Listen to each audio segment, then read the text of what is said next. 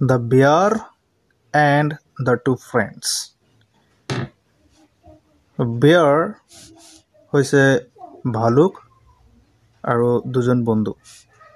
bear আৰু দুজন বন্ধু লৈ এটা কাহিনী, এটা ষ্টৰী, যে ষ্টৰীৰ পৰা আমি কিছুমান গুৰুত্বপূৰ্ণ মেছেজ আমি পাম। কিছুমান নহয়, ইয়াৰ চেণ্ট্ৰেল মেছেজ এটা আছে, সেই মেছেজটো হৈছে আটাইতকৈ বেছি গুৰুত্বপূৰ্ণ। একচুৱেলি এই ষ্টৰী পঢ়াৰ কাৰণটো হৈছে আমি ইংৰাজী ভাষা শিকা, আমি কেনেকৈ স্পকেন ইংলিছত কথা পাতিব পাৰিম, আৰু ইয়াত কিছুমান চেণ্টেন্স আছে, ভকেবুলাৰিজ আছে, এইবিলাক আমি মুখস্থ ৰাখিব লাগিব আৰু প্ৰেক্টিচ কৰিব লাগিব, তেতিয়াহে আমি ইংৰাজী ভাষা শিকিব পাৰিম। তেনেহ'লে আৰম্ভ কৰোঁ। Once two friends. Once মানে কি? Once মানে আমি জানো, once মানে হৈছে এবাৰ। Once মানে হৈছে এবাৰ। Twice. Twice মানে হৈছে দুবাৰ। Thrice মানে হৈছে তিনিবাৰ। আৰু যেতিয়া চাৰিবাৰ হ'ব তেতিয়া হ'ব fourfold বা 4 times, 5 times, 6 times, মানে 3ৰ পিছত যিবিলাক আহিব সেইবিলাক টাইম হ'ব, কিন্তু এইবিলাক হৈছে once, twice, thrice এনেকুৱা। কিন্তু once শব্দৰ অৰ্থ হৈছে এবাৰ। Two friends, দুজন বন্ধু। Were walking, past continuous tense. Was and were plus ভাৰ্বৰ লগত যদি ing যোগ হয় তেনেহ'লে এইটো কি হ'ব? past continuous tense. তেনেহ'লে এই চেণ্টেন্সটো হৈছে past continuous tense, অতীতত কোনো এটা কাম হৈ থকা বুজাইছে। Were walking, ever বা এদিনাখন দুজন বন্ধুৱে খোজকাঢ়ি গৈ আছিল। Through the forest. Through শব্দৰ অৰ্থ কি? Through শব্দৰ অৰ্থ হৈছে মাজেদি। কিহৰ মাজেদি? ফৰেষ্ট। ফৰেষ্ট মানে হৈছে বন, বননি।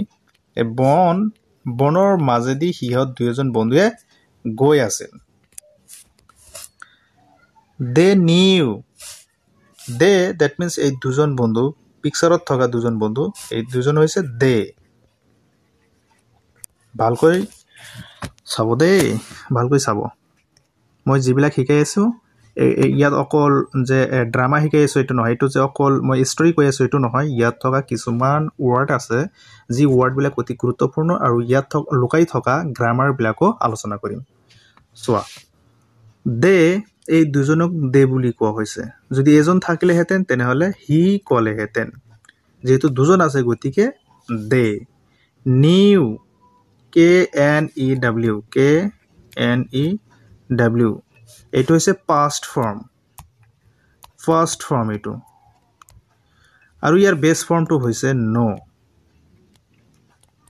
এইটো হৈছে বেছ form, original form, that means. আৰু এইটো আমি প্ৰেজেণ্ট ফৰ্মো বুলি ক'ব পাৰোঁ। ইয়াৰ অৰ্থ হৈছে জনা। ইয়াৰ অৰ্থ কি? জনা। কিন্তু এই নিউ মানে হৈছে জানিছিল, যিহেতু এইটো পাষ্ট হয়, অতীত কালৰ হয়, জানিছিল। দে নিউ, সিহঁত দুয়োজনে জানিছিল, ডেট, যে anything dangerous can happen to them. যিকোনো ডেঞ্জাৰাছ, বিপদ। ডেঞ্জাৰাছ শব্দৰ অৰ্থ কি? বিপদ। যিকোনো বিপদ সিহঁতৰ সন্মুখত আহিব পাৰে। কেন হেপেন, ঘটিব পাৰে, টু দেম, সিহঁতৰ লগত। সিহঁতৰ লগত যিকোনো ধৰণৰ ঘটনা ঘটিব পাৰে। এইটো তাৰপিছত হৈছে এট এনি টাইম, যিকোনো সময়ত। যিকোনো সময়ত, ইন দ্য ফৰেষ্ট। আকৌ কৈছে যে ফৰেষ্টত, ইন দ্য ফৰেষ্টত যিকোনো সময়ত সিহঁতৰ লগত কোনো এটা ঘটনা ঘটি যাব পাৰে। যিকোনো এটা ডেঞ্জাৰাছ ঘটনা, বিপদ আহি যাব পাৰে। তেনেহ'লে ডেঞ্জাৰাছ মানে হৈছে বিপদ, ভয়ংকৰ এটা পৰিস্থিতি আহিব পাৰে। চ' দে প্ৰমিছড। চ' মানে এইটো জানা তোমালোকে, এইটো হৈছে গতিকে। দেটো আমি গম পালোঁ, দে মানে এই দুয়োজন বন্ধু প্ৰমিছড, প্ৰতিজ্ঞা কৰিছিল।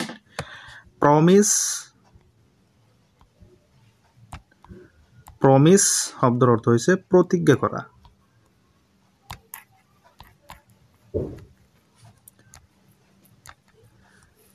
কৰা ইজ আদাৰ ইজনে সিজনক ইজ আদাৰ মানে হৈছে ইজনে সিজনক that they would remain united যে সিহঁতে প্ৰমিস কৰিছিল প্ৰতিজ্ঞা কৰিছিল যে ইজনে সিজন কি ইউনাইটেড থাকিব বাহল থাকিব would remain united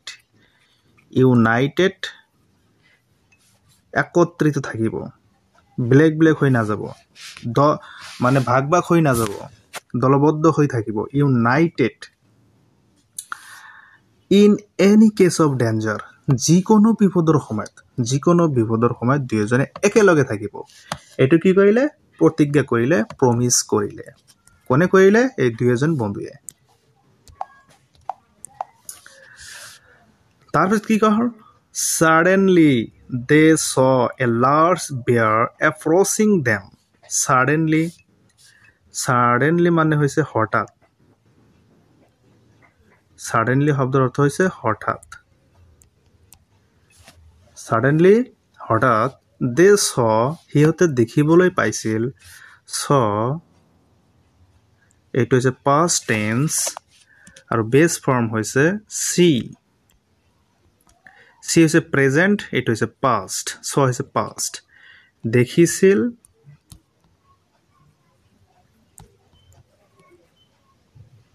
আৰু see হৈছে দেখা they saw সিহঁতে দেখিছিল a large bear large মানে কি large শব্দৰ অৰ্থ হৈছে ডাঙৰ প্ৰকাণ্ড ডাঙৰ bear মানে ভালুক approaching এইটো gerund ফৰ্মত আছে that means continuous ফৰ্মত আছে approaching মেইন শব্দ হৈছে approach ইয়াৰ লগত ing যোগ কৰিলে এইটো কন্টিনিউয়াস হৈ যায় ইয়াৰ আৰু বেলেগ এটা নাম আছে এইটো হৈছে gerund form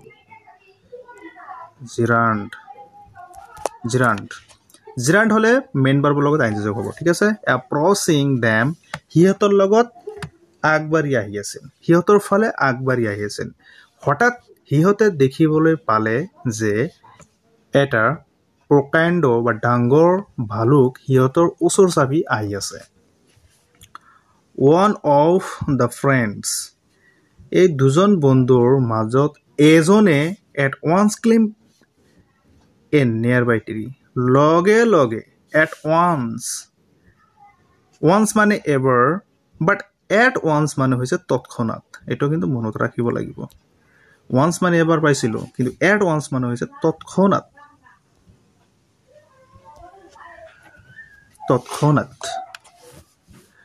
at once claimed a nearby tree ওচৰৰ পাজৰে থকা এটা গছ আছিল সেই গছৰ ওপৰত দৌৰি গৈ তাতে উঠিছিল কোনে উঠিছিল সিহঁতৰ ভিতৰত এজন বন্ধুৱে উঠিছিল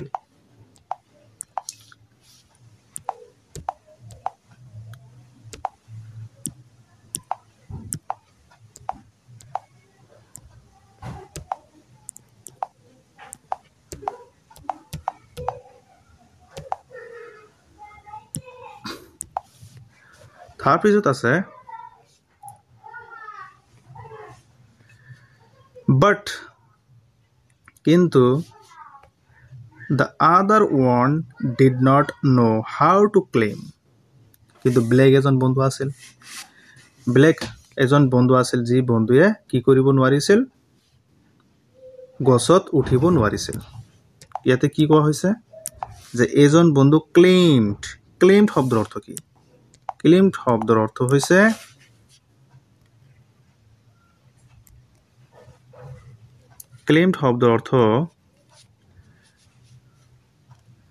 তলৰ পৰা ওপৰ ফালে উঠা that means কোনো গছত বগাই উঠা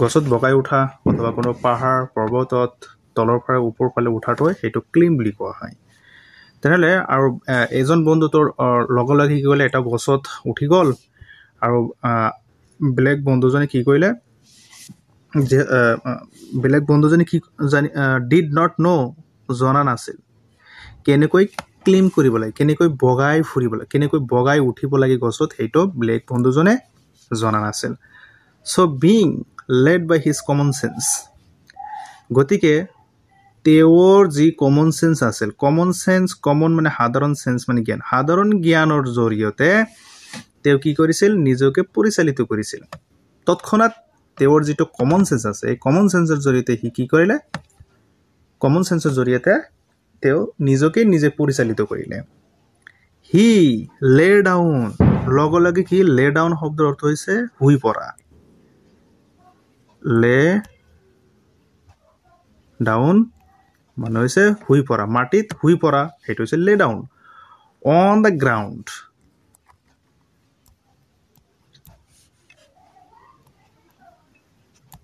শুই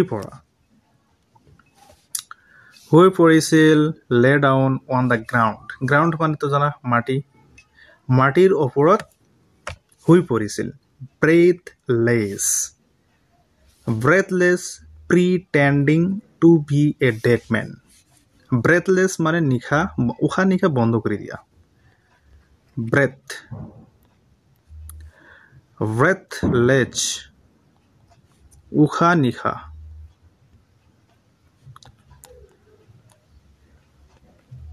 উশাহ নিশা একেবাৰে কি কৰি দিয়া বন্ধ কৰি দিয়া তাৰপৰ হয়েছে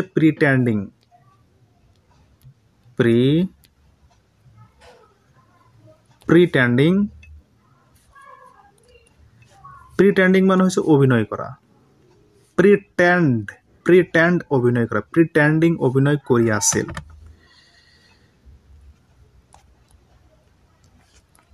অভিনয় আৰু তেতিয়া কি কৰে লগে লগে এই অন্য বন্ধু যিজন আছিল এই এজনে তো গছৰ ওপৰত উঠিছিল আৰু ব্লেকজনে উঠিব নোৱাৰিছিল গতিকে তেওঁৰ কমন সেন্সৰ জৰিয়তে নিজে পৰিচালিত কৰিছে আৰু লগে লগে এটা কমন সেন্স তেখেতৰ মূৰত আহিছিল আৰু লগে লগে সি মাটিত শুই পৰিছিল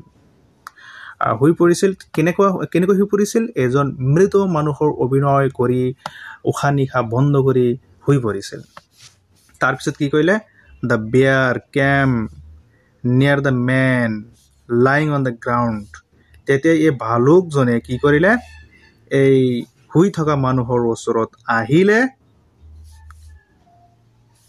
it smelled আৰু এই ভালুকটোৱে যিটো গন্ধ আছিল গন্ধ শুঙিছিল নাকেৰে গন্ধ শুঙিছিল in his ears তেখেতৰ কাণত এই লৰা যিজনে এই মাটিত শুই পৰি আছে নহয় ইয়াত আহি কেনে কাণত শুঙিছিল and slowly left the place আৰু লাহেকৈ সেই ঠাইখন এৰি দিছিলে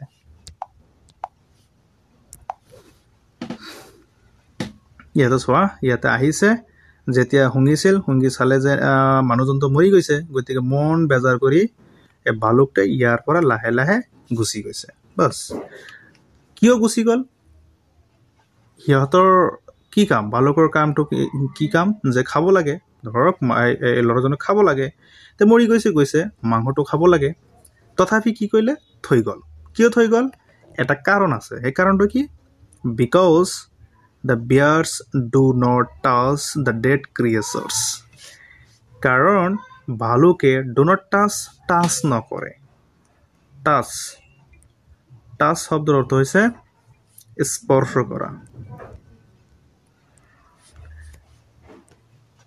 স্পৰ্শ কৰা টাচ স্পৰ্শ কৰা the dead creature মৃত্যু প্ৰাণী creatures means প্ৰাণীবোৰ মৃত প্ৰাণীক ভালুকে কি নকৰে টাচ নকৰে okay now the friend on the tree এতিয়া যিবিলাক বন্ধু now the friend on the tree came এতিয়া এই গছৰ ওপৰত থকা বন্ধুজনে came down গছৰ পৰা নামি আহিলে came down গছৰ ওপৰৰ পৰা তলফালে নামি আহিলে and asked past tense হয় came down এটো past tense came past tense তাৰ পিছত আছে asked story বিলাক লিখিলে story বিলাক এনেকৈ হয় past tense তে লিখা হয় ইয়াতে asked সুধিছিল his friend তেখেতৰ বন্ধু সুধিছিল on the groundত পৰি থকা সেই বন্ধুজনক সুধিছিলে friend what did the bear tell you into yours যে বিয়াৰে তোমাৰ কাণত কি ফুসফুসাই কলে the other friend replied তেতিয়া বন্ধুজনে ৰিপ্লাই কৰিলে the bear advised me বিয়াৰে মোক কি কলে এডভাইস কৰিলে এডভাইস মানে উপদেশ দিয়া advised উপদেশ বিয়াৰে কি কৰিলে মোক উপদেশ দিলে not to believe a false friend মিছলীয়া এজন বন্ধুক বিলিভ নকৰিবা বিশ্বাস নকৰিবা এই কথাটো মোৰ কাণত কৈ দিলে কোনে ক'লে এইটো যিজন বন্ধু মাটিত লে ডাউন হৈছিল পৰি গৈছিল এই বন্ধুজনে ক'লে এতিয়া এই কাহিনীৰ পৰা আমি কি শিকিলো এইটো এটা বৰ শিক্ষামূলক কাহিনী এটা এটোৰ পৰা আমি কি শিকিলো এটো moral এটা স্পেচ আছে the true friend is the one who always supports and stands by you in any situation প্রকৃত বন্ধু true friend means প্রকৃত বন্ধু সেইজন বন্ধু is the one who always supports প্রকৃত বন্ধু সেইজন বন্ধুৱে যি বন্ধুৱে always সদায় কি কৰে সাপোৰ্ট কৰে and stands আৰু তোমাৰ হৈ কথা পাতিব stands by you in any situation যিকোনো ডিফিকাল্ট সিচুয়েশন যদি হয় অথবা ডেঞ্জারাস সিচুয়েশন যদি হয় তথাপি এনেকুৱা সিচুয়েশনত ইন এনি সিচুয়েশন যিকোনো সিচুয়েশনত কি কৰিব ট্ৰু ফ্ৰেন্ড তোমাৰ লগতে থাকিব সদায় তোমাক সাপোৰ্ট কৰিব তোমাৰ হৈ কথা পাতিব এটো হৈছে প্ৰকৃত বন্ধু গতিকে কোনো এজন মানুহৰ লগত বন্ধুত্ব কৰাৰ আগতে ভাবি চিন্তি বন্ধুত্ব কৰিব লাগে নহলে অলপ টেস্ট কৰি চাইখনে বন্ধুত্ব কৰিব লাগে এই কাহিনীৰ পৰা আমি এইখিনি শিকিব পাৰিলো যে সদায় যদেমদে এজন বন্ধুক বাছি লোৱাটো ঠিক নহয় অলপ টেস্ট কৰি চাইখনে তাৰ পিছতহে বন্ধু বনাব লাগে ওকে এই ষ্টৰীৰ পৰা যদি আপোনালোকৰ অলপ হেল্প হয় তেনেহলে ভিডিওটো লাইক শেয়াৰ এন্ড কমেন্ট কৰিব লগতে চেনেলটো সাবস্ক্ৰাইব কৰিব যাতে নতুন ভিডিও আপলোড কৰাৰ লগে লগে আপোনালোকে ভিডিও বিলাক পাই যায় আৰু জ্ঞান হাসিল কৰিব পাৰে Thank you so much for watching this video.